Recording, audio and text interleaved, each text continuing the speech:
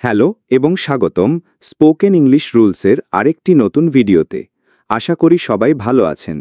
ইংরেজিতে কথা বলার জন্য অক্সিলারি ভার্বস বা সাহায্যকারী ক্রিয়াপদগুলোর সঠিক ব্যবহার জানা খুবই জরুরি। আজ আমরা দেখব কোন প্রোনাউনের সাথে কোন অক্সিলারি ভার্ব বসবে এবং এর কিছু উদাহরণ। চলুন তাহলে শুরু করা যাক।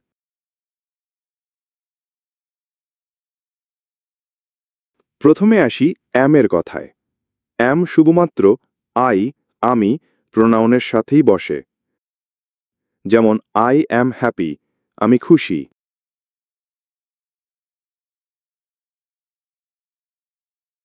এরপর ইজ। ইজ বসে হি, সে, ছেলে। শি, সে, মেয়ে। ইট, ইহা এবং যে কোনো সিঙ্গুলার নাউন বা একবচন বিশেষ্যের সাথে। কিছু উদাহরণ দেখি। হি ইজ এ টিচার, সে একজন শিক্ষক। শি ইজ বিউটিফুল, সে সুন্দরী। ইট ইজ এ ডগ, ইহা একটি কুকুর। দ্য বয় ইজ ট্যালেন্টেড, ছেলেটি প্রতিভাবান।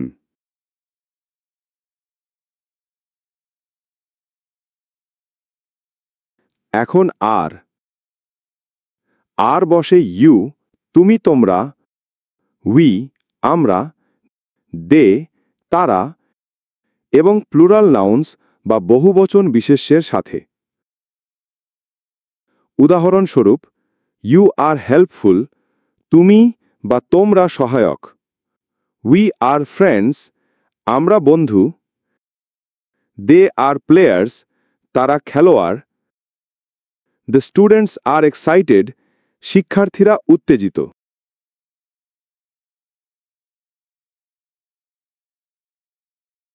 এবার অতীতকালের দিকে যাই।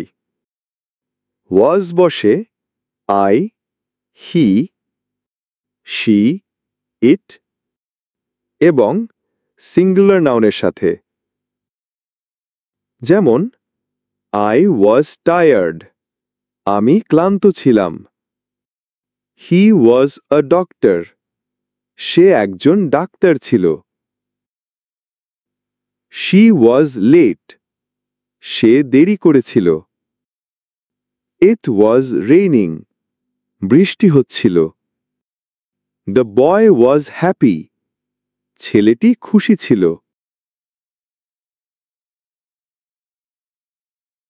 আর ওয়্যার বসে ইউ, উই, দে এবং প্লুরাল নাউন্সের সাথে। উদাহরণ, ইউ আর রাইট, তুমি বা তোমরা সঠিক ছিলে।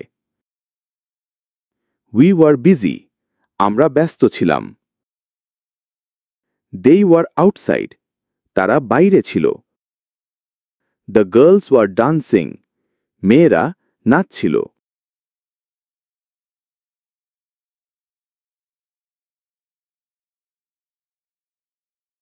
এবার হ্যাভ।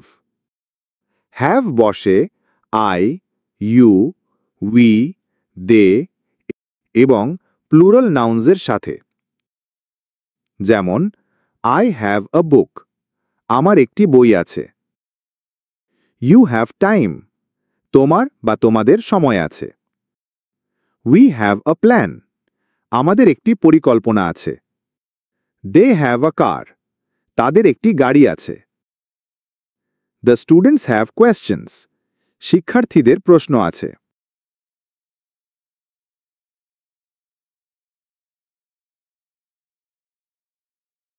আর হ্যাজ বসে হি, শি, ইট এবং সিঙ্গুলার নাউনের সাথে। উদাহরণ, হি হ্যাজ আ পেন, তার একটি কলম আছে। শি হ্যাজ অ্যান আইডিয়া, তার একটি ধারণা আছে। ইট হ্যাজ আ টেল, এটির একটি লেজ আছে।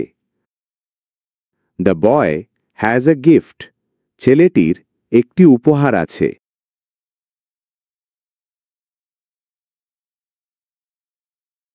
হ্যাড হচ্ছে হ্যাভ এবং হ্যাজ এর অতীত রূপ। এবং এটি সকল প্রোনাউনের সাথেই বসে। যেমন আই হ্যাড আ ড্রিম, আমার একটি স্বপ্ন ছিল। ইউ হ্যাড আ চান্স, তোমার একটি সুযোগ ছিল। হি হ্যাড আ কার, তার একটি গাড়ি ছিল। শি হ্যাড অ্যান অ্যাপয়েন্টমেন্ট, তার একটি অ্যাপয়েন্টমেন্ট ছিল। দে হ্যাড আ মিটিং, তাদের একটি মিটিং ছিল।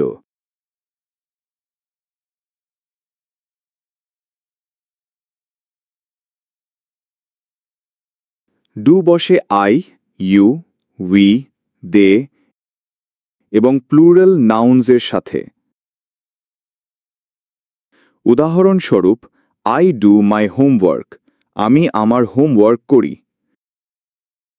ইউ ডু ইয়োর ওয়ার্ক, তুমি, তোমরা, তোমার, তোমাদের কাজ করো।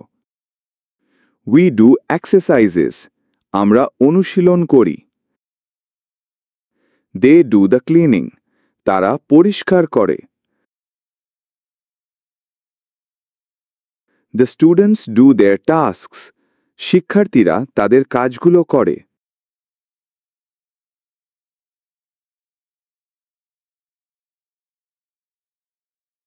ডাজ আর ডাজ বসে হি, শি, ইট এবং সিঙ্গুলার নাউনের সাথে। যেমন হি ডাজ হিজ জব, সে তার কাজ করে। শি ডাজ হার হোমওয়ার্ক, সে তার হোমওয়ার্ক করে।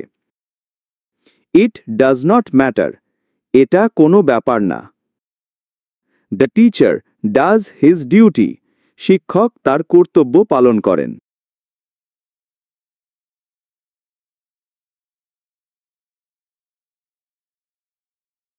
সবশেষে ডেড। ডেড হচ্ছে ডু এবং ডাজের অতীত রূপ এবং এটিও সকল প্রোনাউনের সাথেই বসে। উদাহরণ, আই ডিড মাই বেস্ট, আমি আমার সর্বোচ্চ চেষ্টা করেছিলাম। You did the right thing, তুমি বা তোমরা সঠিক কাজটি করেছিলে। হি ডিড দ্য অ্যাসাইনমেন্ট, সে অ্যাসাইনমেন্টটি করেছিল। শি ডিড হার ওয়ার্ক, সে তার কাজ করেছিল। উই ডিড এভরিথিং, আমরা সবকিছু করেছিলাম। They did a great job, তারা দারুণ কাজ করেছিল।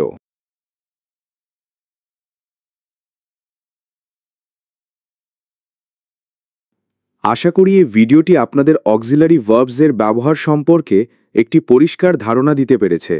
এগুলি নিয়মিত অনুশীলন করুন এবং ইংরেজিতে আরও সাবলীল হয়ে উঠুন। আমাদের ভিডিওটি ভালো লাগলে লাইক, শেয়ার এবং সাবস্ক্রাইব করতে ভুলবেন না। দেখা হবে পরের ভিডিওতে। ধন্যবাদ।